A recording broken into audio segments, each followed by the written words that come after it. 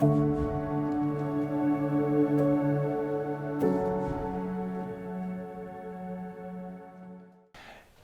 grow up with certain needs. The first need that they have is the need for intimacy. And that is supplied by the mother. The mother invests that and imparts them with intimacy by holding them close, body contact with them, by breastfeeding, by just being in an intimate space with the babies. Then as they grow up and they learn to do things, then they need to know that they are capable of doing things. A few of those years later, they develop their self-worth concept. Then they must know that they are good at things and they are unique in this world. And the father should provide, for instance, that because his voice is very strong in their memory on this thing. As it carries on, they need this understanding of who they are, identity. 10, 11 years old, this is where they form their identity. Who am I? What are the values that I embrace, the friends that I have, the choices that I make? Who am I? And the father and the mother, they need to provide these things for children. What happens if it doesn't happen? What happens if there is a void? What happens if there is a father depraved child growing up or a mother depraved child growing up? If you want to understand your fruit, it is going to be very important that you spend some time revisiting your roots.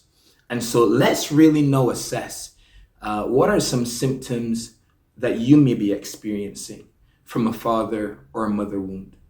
What are some behaviors that are manifesting themselves right now that may have their roots in a past experience, something that was said, something that was done to you, maybe something that you did not experience from either a father or a mother.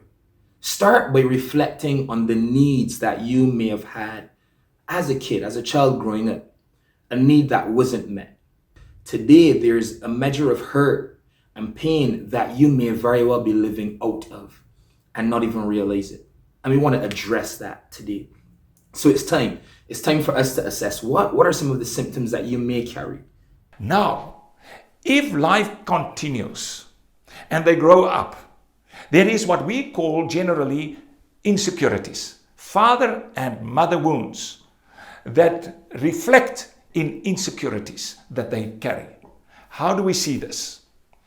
For instance, if a young employee of a company, if he struggles to work in a team because he just cannot bond with other people, or if everyone feels that he's at a distance when they interact with him, then it is very clear that he missed that intimacy from the mother.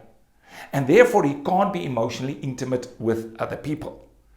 Or a person feels incapable and then he wants to prove to the whole world that he is capable. So he overperforms. One achievement after the other to prove to people, I can do it, I am capable. If he didn't get affirmation at 6 to 8 years old from the father, then he needs that affirmation, maybe by the things he buys or the things he does, to tell people, I am successful. You see what happens, and that is the result of the mother and the father wound insecurities. The result is the following. We grow up with a false self-understanding. There are so many individuals that miss this, and you'll see it come up on the screen. I want you to take a minute now and just reflect on this. Is there something that you can see that was a need in a specific season of your childhood that you may not have received? Now, as you do this, take a look at some of the signs and symptoms that you may carry from your father or mother wound. Maybe there's an overreaction. Maybe there's a behavior a habitual behavior. Maybe there's an attitude. There's something there that you wrestle with. We think that we are rejected, that we are incapable, and therefore we want to prove to people that we are that and that we are acceptable. Maybe like me, you struggle with the performance issue because when you were young, you weren't affirmed in terms of just your potential, your ability. Your efforts were never acknowledged as good enough.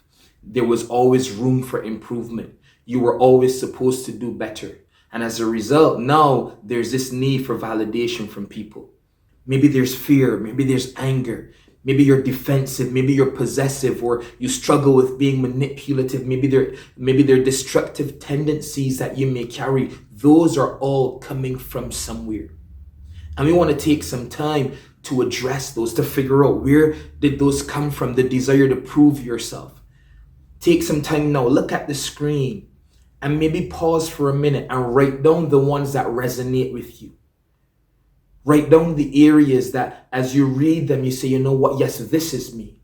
I struggle with this. Own that. But then investigate it further. Where did that come from? What informed this posture? What informed this perspective? What informs this practice? Where did it come from? Where did this mindset come from? Where did this attitude come from? Where did these practices and these behaviors come from? What wounds were they connected to? What gaps were they connected to? What need was neglected? What rights were violated? When you were supposed to be protected, you were abused. You experienced things that a child never should have. And even though you grew older, you stayed right there in that experience. And now you're living from that place. You're living a life that is significantly below your potential. You're living a life that is far away from purpose. I want to challenge you, my friend. This is not God's desire for your life. This is not his dream for you. This is why it's so important for us to revisit those past experiences. Identify the hurt, the pain that was caused. Recognize the impact that these areas, these incidences have had on your life, how they've defined your life, and make a decision that you're going to get healing. That you are going to experience the fullness of God's redemptive power on your life. Here's why this is so critical and important. Because as you look at yourself, as you begin to do this introspection, you begin to recognize that it becomes challenging to navigate between your true self, who you were created to be, and the false self. Maybe you're living a false reality that is connected to a past experience that caused you to believe a lie about who you are, about who you were created to be, about what your potential is. And you're living from that place as opposed to living from the truth of who you are, which is based in God's word and not necessarily your past experiences.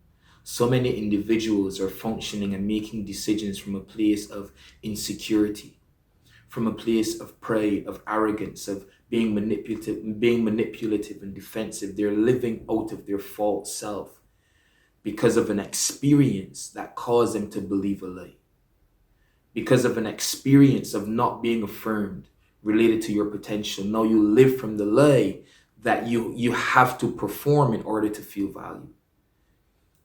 And so these things have a significant and powerful impact on you. Let me give you one example here really quickly. The basic need that you may have had is belonging, or a desire for intimacy and security.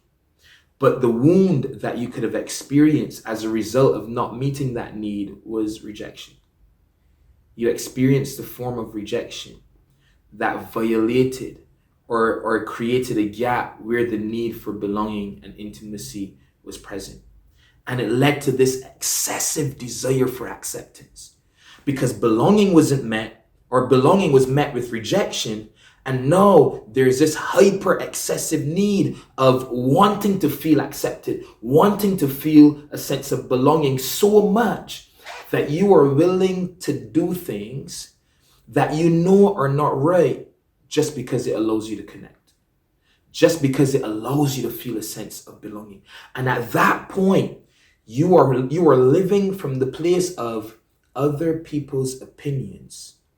What other people think about me is more important than what I think about myself. What other people think about me is more important than what God thinks about me. And so you live to please other people, because they will accept you if you do the things that cause them to think highly of you.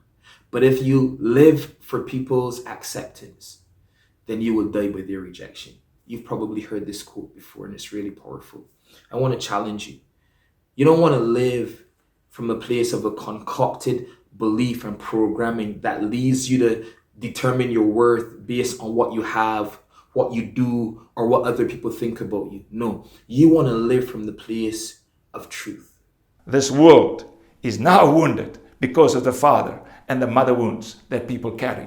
And we can correct this, firstly, by the healing of those wounds, the healing of the mother and the father wounds, but then also by growing kids that do not grow up with these father and mother wounds that we may have grown up with.